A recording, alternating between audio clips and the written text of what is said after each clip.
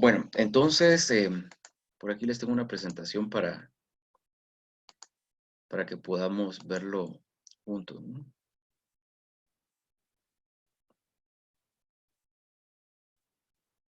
Como ya habíamos visto en la primera parte, ¿no? Hablando sobre el sistema político cubano, nos habíamos quedado en la entrada del proceso revolucionario ya al poder.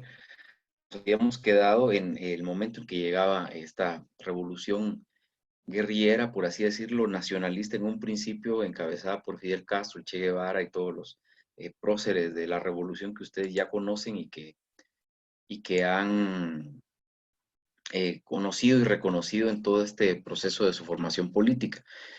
Entonces, ¿qué pasaba en ese momento? ¿No? Algunos detalles de lo que estaba sucediendo y les traigo esta gráfica que ya había sido presentada anteriormente para que la vuelvan a ver. ¿Qué era lo que pasaba en América Latina? ¿No? Primero estaba la situación del imperialismo norteamericano. Estados Unidos, como ustedes pudieron ver en Cuba, desde principios del siglo XX había tenido una injerencia bastante fuerte. Había incluso determinado parte de su independencia de España.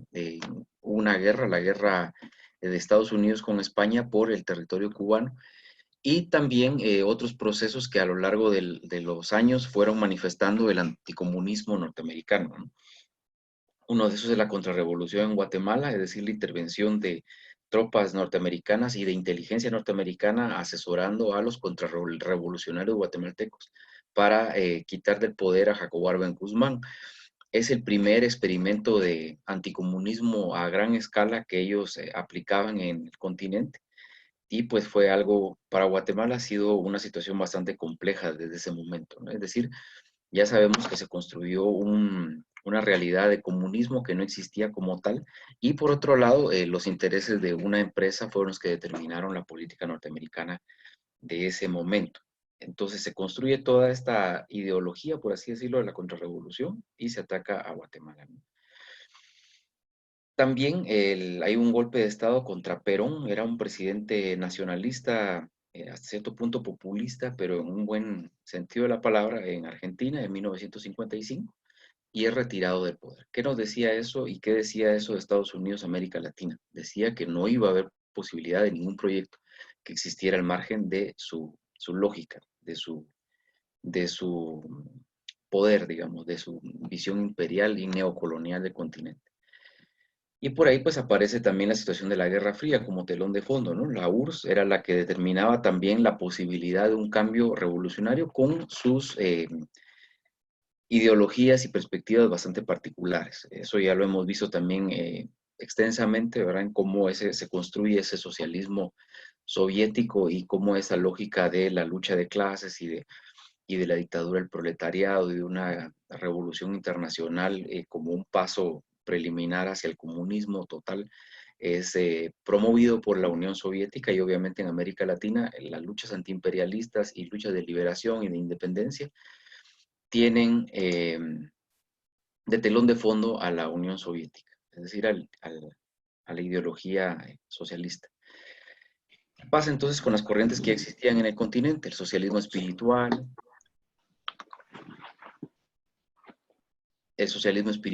otros socialismos como el socialismo cristiano, por ejemplo. La mayoría se tienden a radicalizar en el pensamiento marxista-leninista. ¿Qué significaba eso?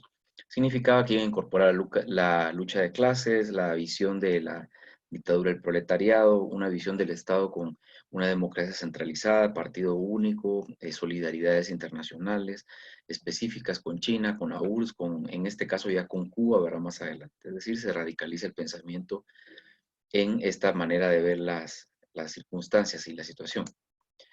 Entonces, en 1959, 1 de enero, pues ya se oficializa la llegada de la Revolución Cubana, ¿no?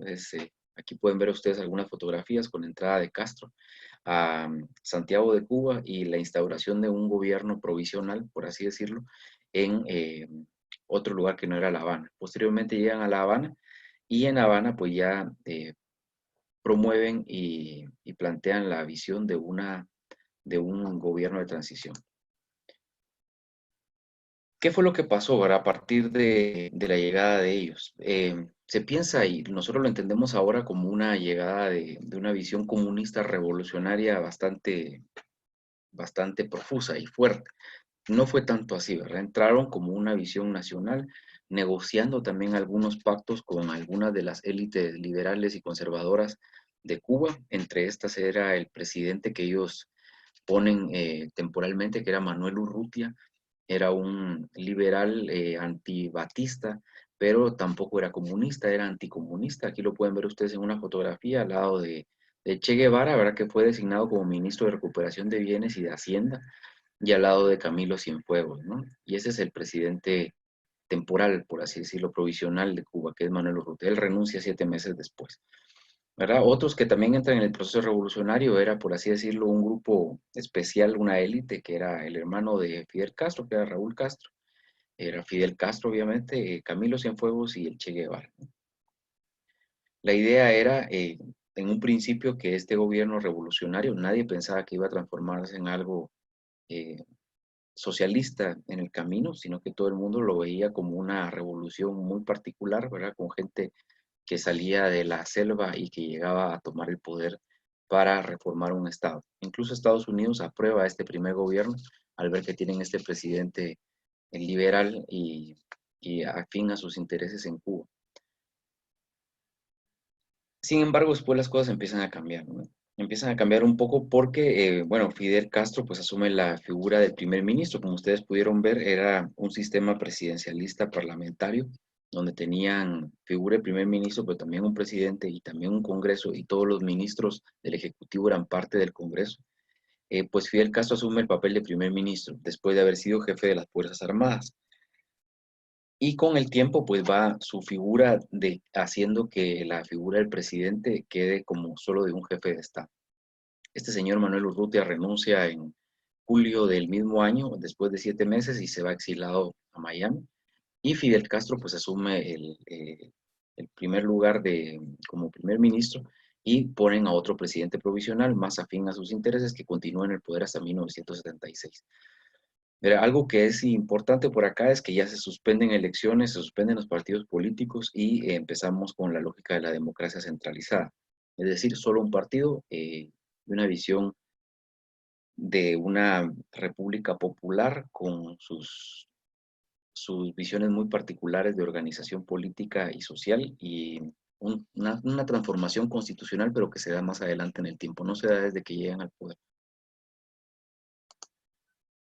Por acá hay algunos pasos, digamos, muy importantes que han tenido los cubanos, en este caso Castro, en la primera parte de su régimen, por así decirlo, y es el tema de la reforma agraria. Ha habido varias reformas agrarias, creo que 3 ha habido en Cuba, pero la primera, pues, es la que empieza a romper con el sistema, ¿no? ¿Por qué? Porque habían muchos terratenientes, oligarcas cubanos que tenían propiedades amplísimas en el país y que eran los que producían azúcar y que exportaban azúcar, y eran esta élite agraria económica que dominaba al país y que lo mantenía sometido a Estados Unidos, ¿no? ¿Qué sucede entonces cuando Castro viene y firma este decreto de la reforma agraria? Era lo mismo que había hecho Jacobo Arbenz en Guatemala, pero ellos lo hacen desde un principio. Y hay otras medidas que también les voy a comentar para que ustedes vean qué camino fue el que fue tomando la revolución para afianzarse en el poder. Bueno, con la ley de la reforma agraria llegan y redistribuyen la tierra. ¿Qué pasa automáticamente? Los terratenientes cubanos salen exilados hacia Miami. Es la primera oleada de cubanos que se van a Miami. Después ellos se transformarán en los enemigos políticos del régimen revolucionario desde siempre, ¿no? Es los enemigos de Castro, ¿no? Y de Che y de Camilo Cienfuegos y de todo, ¿no? Cuando ellos firman este decreto también sucede otra cosa, y es que Estados Unidos reacciona inmediatamente. Obviamente un país que se estaba empezando a reformar y que estaba empezando a vérselas de cerca con algunas tendencias comunistas, como el Partido Comunista de Cuba, y con la renuncia de este presidente que había sido el lacayo de Estados Unidos, empieza entonces también una suerte de bloqueo. Primero dejan de comprarle azúcar a Cuba. Era la cuota de azúcar que ellos le habían prometido comprar, dejan de comprársela, pero aparece otro comprador, que es la Unión Soviética. Por otro lado, Estados Unidos deja de venderle petróleo a Cuba, es decir, combustible. ¿Y qué sucede? Aparece la Unión Soviética y ellos le empiezan a vender petróleo y a refinarle el petróleo en sus refinerías en Rusia para después enviarles combustible a los cubanos. Entonces empieza a volver, por así decirlo, una economía satélite de la Unión Soviética. Sucede algo después, y es que ya para 1961 la tensión va en escalada y Estados Unidos, fiel a su tradición de la injerencia en otros países, forma un proceso revolucionario en contra de la revolución, es decir, contrarrevolucionario, con la subvención de un ejército mercenario de cubanos que habían desertado tanto de las fuerzas de Fidel Castro como del ejército de Batista. ¿Y qué sucede entonces? Empiezan a planear la invasión a la bahía de Cochino, ¿no?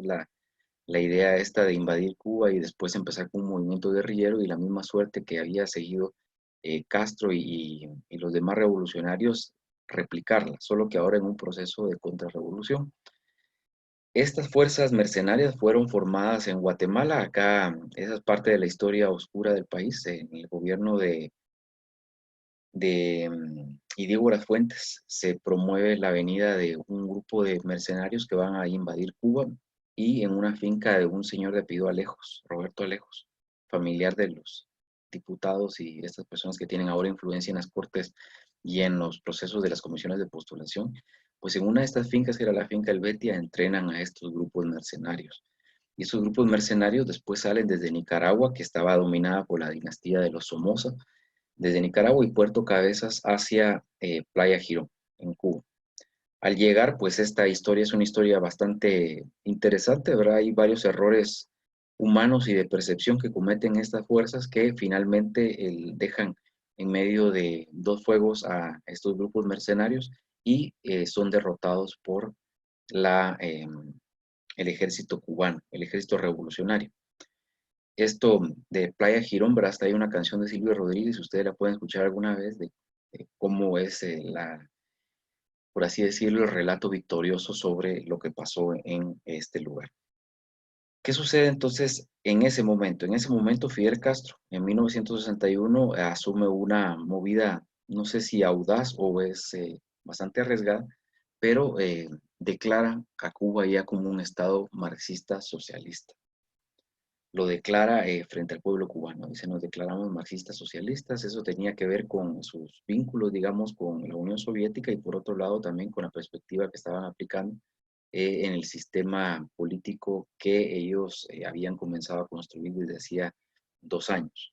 Es decir, en la democracia centralizada, en el régimen de partido único y después algo que crearon muy interesante, que son los comités de barrio, comités de barrio y comités comunitarios, que lo que van haciendo es tener representación en el Congreso desde toda la base y todos los pueblos de Cuba. Es decir, es un sistema de representación parecido al de la China, por ejemplo. Es un sistema socialista, ¿no? Donde solo hay un partido político y no hay alternancia en el poder, pero hay representación de las bases, por así decirlo. Y estas bases también reciben, por otro lado, el beneficio del cumplimiento de sus derechos económicos, sociales y culturales, por ejemplo, trabajo, educación, salud, aunque los derechos individuales quedan en entredicho. ¿Qué sucede después entonces de este primer momento de la Revolución Cubana? Es decir, con el hecho de haber vencido a Estados Unidos en Playa Girón y a sus fuerzas mercenarias, obviamente salen como el ave fénix, ¿no? Desde abajo y de vuelta de sus cenizas, como un régimen victorioso. La imagen entonces de Fidel Castro y el Che Guevara, aquí lo pueden ver ustedes, esta es la foto famosa de Kodak, ¿verdad? Es un fotógrafo, no sé si era checo, estaba en Cuba, que le fotografía a Che Guevara en un funeral y pues esta fotografía se vuelve icónica, incluso todos los ejércitos de América Latina, los ejércitos revolucionarios de América Latina, en Asia, en África, tienen la figura del Che Guevara como eh, la visión de la revolución. Y por otro lado está Fidel Castro, ¿no? Que es como el estratega político y visto un poco más pragmático, es decir, como el que fue tejiendo y urdiendo toda esa red política para llegar a, eh, a construir un régimen socialista en la isla. Lo que sí es interesante y es importante también tener en mente es que la figura de Fidel Castro, y esto es algo que le va a sonar a sacrilegio a cualquier revolucionario, pero Es una figura que queda afianzada en el poder. Si alguien tiene alguna duda o quiere decir algo, por favor. ¿Todo bien?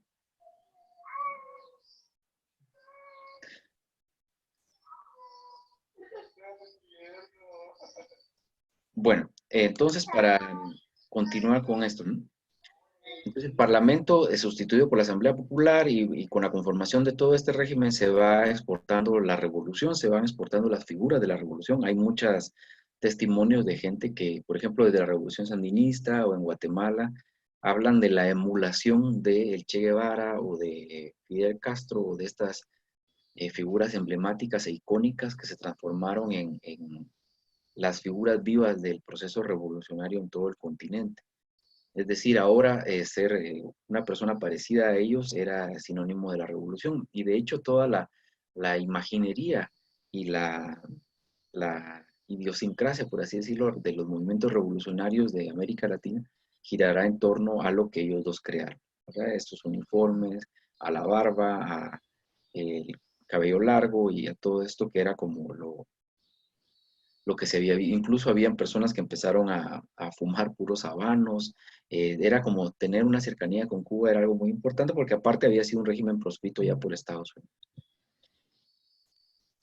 Sucede algo entonces en todo este proceso. Primero veamos, era un sistema que se había vuelto un sistema de partido único, es decir, una democracia centralizada. La figura de Fidel Castro y de estos personajes empieza a manifestarse como única, por así decirlo.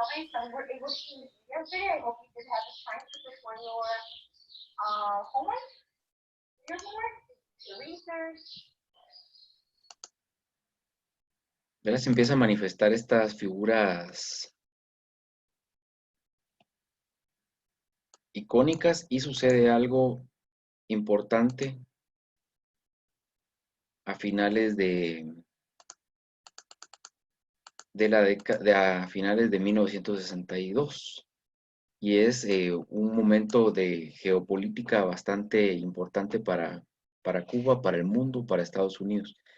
Y es que el gobierno no el gobierno, sino el régimen de Nikita Khrushchev, el premier soviético, después de Stalin, lleva varias cabezas nucleares a la isla, a Cuba, y posiciona como un punto estratégico militar a la isla. Es decir, una posición muy cercana a Estados Unidos ya tenía la presencia de cabezas nucleares operativas por parte de la Unión Soviética. Hay que decir también que en algunos países aliados de Estados Unidos en Europa ya habían varias cabezas nucleares también apuntando hacia la Unión Soviética. Es decir, estábamos en un momento de bastante tensión en términos de la potencial guerra nuclear en el mundo, ¿no? Es decir, un holocausto nuclear. ¿Qué sucede entonces? Un avión norteamericano logra tomar algunas fotografías, determina que en Cuba hay misiles y se transforma esto en una crisis nuclear y una crisis mundial, que son más o menos una semana de tensión. Hay varias películas si quieren ver sobre esto, ¿no? ¿Y qué pasa después de 1962? La tensión ya llega a su fin, ¿verdad? Después matan a Kennedy en Estados Unidos y en Cuba, pues el régimen sigue operando y trabajando como un satélite de la Unión Soviética y hasta 1976 se plantea una nueva constitución. Pero como les decía, ¿no? Es un régimen que se va instaurando a partir de un partido único, es decir, una democracia centralizada. En segundo lugar, tiende al totalitarismo porque hay una concentración de poder en solo algunas personas, que es esta élite revolucionaria. En este caso, pues en Fidel Castro, ¿no? Que es quien va dictaminando y quien va haciendo que la revolución camine. Y por otro lado, se va transformando también en algo parecido a una dictadura, pues no hay elecciones. Digamos, si lo vemos desde una perspectiva liberal, occidental, funcional, pues nos va a salir que todos estos sistemas coligen en la realidad de Cuba. Pero también hay otra visión, que es la de las repúblicas populares y la representación popular. Es decir, hay una representación que se da a las masas populares. Entonces es un sistema bastante particular, no se puede satanizar, por así decirlo, ¿verdad? Sino que es la construcción de algo que hasta ahora, pues todavía no terminamos de verlo sin el tamiz ideológico. Sucede algo cuando llegan recién al poder y en los primeros meses, y es los juicios sumarísimos, es decir, el asesinato y encarcelamiento de la mayoría de disidentes políticos o sicarios del régimen de Batista. Pues esto, y por otro lado, el exilio de una gran masa de población de cubanos que se van hacia Miami, en su mayoría, pues personas de la élite cubana, ¿no? Gente que había visto todos sus intereses cuestionados. Pues bueno, el próximo día de clases vamos a trabajar sobre el tema este de las nuevas constituciones, porque hasta ahora Cuba se mantenía con la misma constitución de 1940. Era aquella constitución que tenía bastante parecido al constitucionalismo social de Weimar y de España, e incluso de México un poco, pero después la cambian y la vuelven una república mucho más específica, ¿verdad? Dictaminan que es una república popular, que es marxista, leninista. En otro momento hablan del fidelista y martiana, ¿verdad? Por Martí, y empiezan todos los epítetos revolucionarios que ya ustedes habrán escuchado más de alguna vez.